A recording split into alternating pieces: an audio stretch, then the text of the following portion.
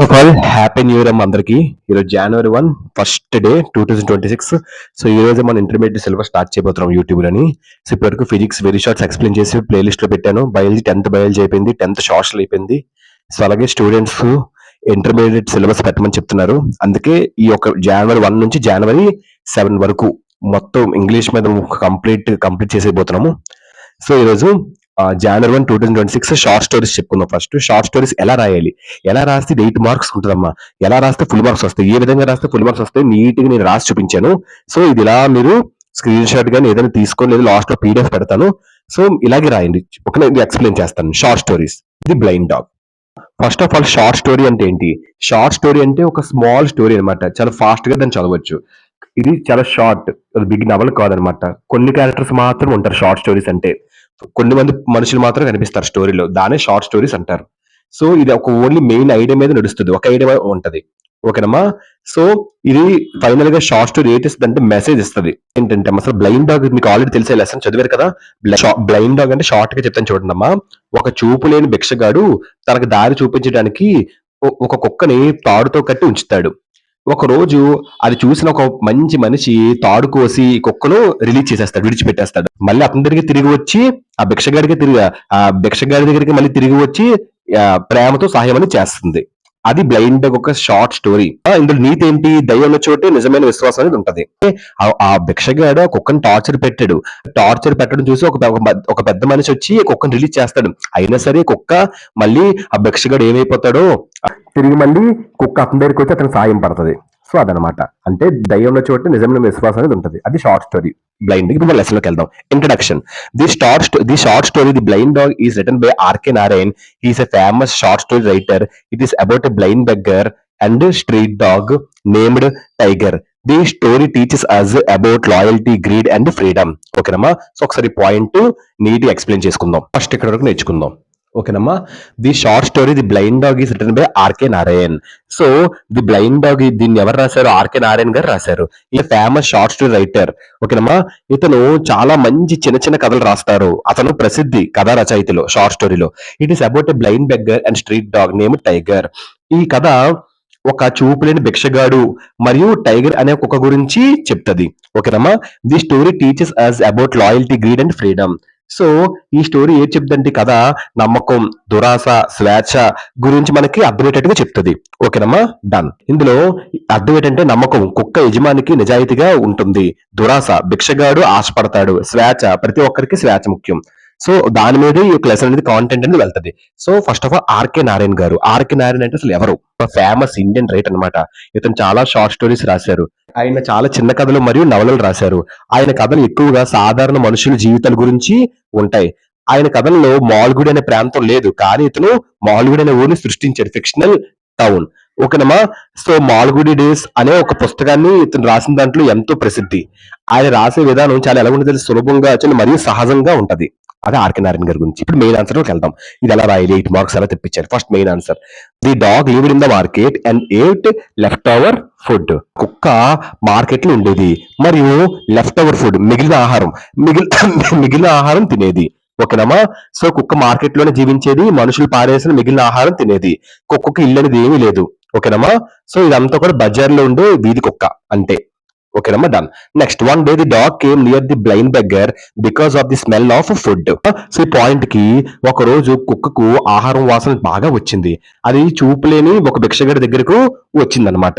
So కుక్కకు ఆకలి వేసింది, ఆహారం వాసన వచ్చింది, ఆ భిక్షగాడి దగ్గర ఆహారం ఉంది, అందుకే కుక్క అతని దగ్గరకు వెళ్ళింది. కుక్క ఆహారం కోసం వచ్చిందనమాట. Next. The beggar kindly shared his food with the dog. So ఆ భిక్షగాడు తన ఆహారం ప్రేమగా పంచుకున్నాడు. చాలా అంటే భిక్షగాడి దగ్గర కొంచెం ఆహారం ఉంది, కుక్కకి ఆకలి వేసింది. భిక్షగాడు కూడా తన ఆహారాన్ని కొంచెం కుక్కకి ఇచ్చాడు, ప్రేమతో ఇచ్చాడు అనమాట.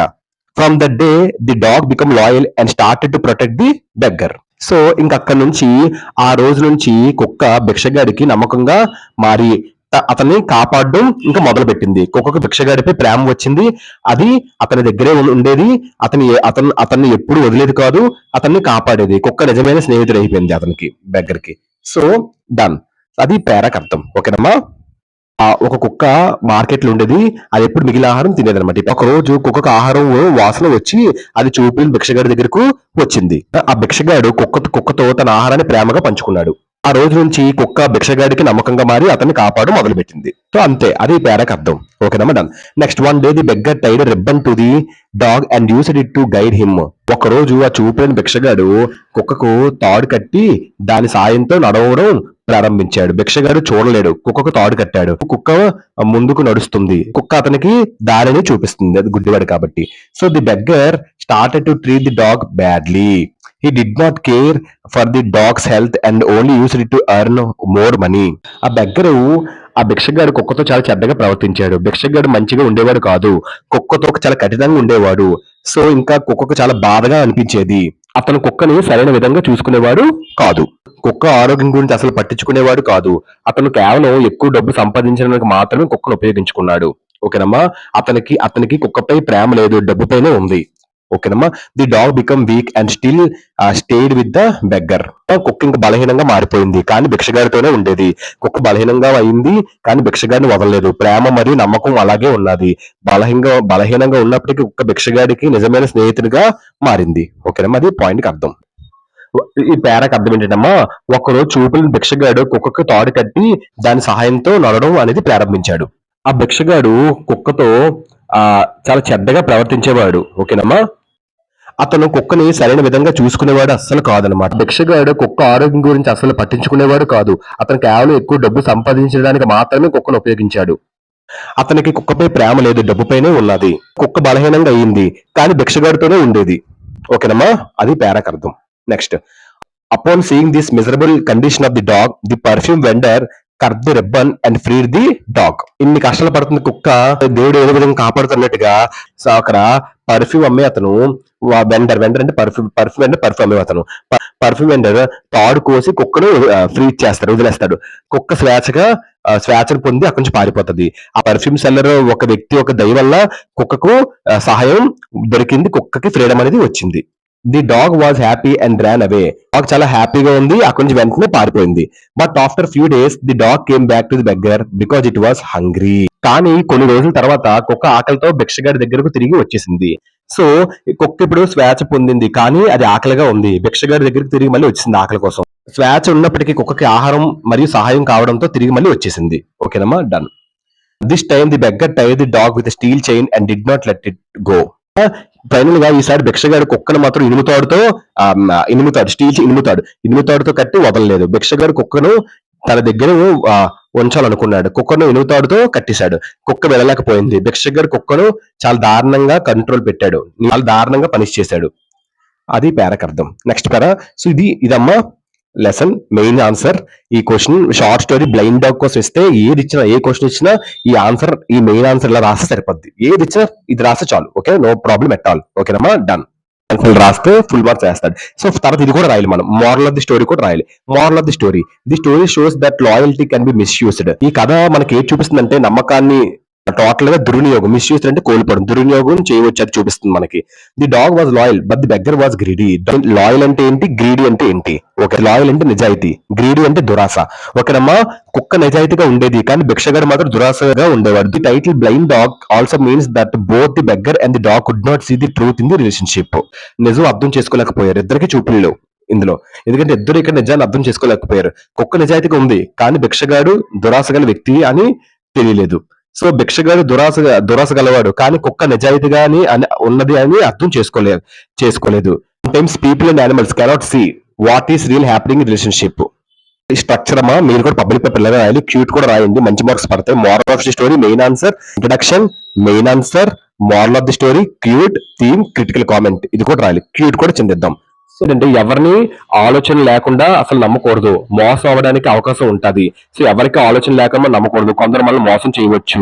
నీతి విశ్వాసం పెట్టేటప్పుడు చాలా జాగ్రత్తగా ఉండాలి, అదే క్యూట్. ఓకేనా, అంటే తెలుసమ్మా, ఏదైనా సెంటెన్స్ ఎవరైనా చెప్పినా లేదా రాసిన ఒక వాక్యం క్యూట్ అంటారు. అంటే బిట్టెడ్ అంటే ఇక్కడ మోసపోవడం అమ్మా.